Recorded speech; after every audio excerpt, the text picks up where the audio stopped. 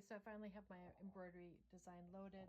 It now has the right size hoop at the bottom, 120 by 120, and that is the design I was looking for. So I'm going to attach my hoop next.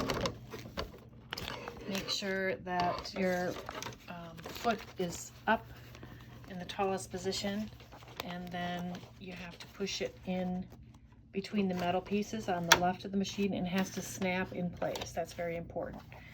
Also, make sure your fabric is out of the way and that there's no extra fabric caught underneath the hoop.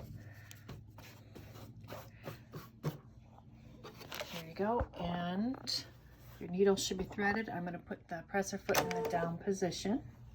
I'm going to select go over here.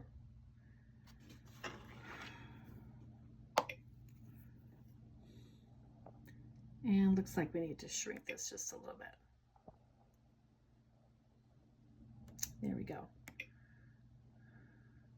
Move it over, make sure your design is centered in your hoop. And then you can push go. So now it'll bring you to the stitching position. The thread colors will be listed there. This is a single color design. So we're going to lower this foot once again and then push start.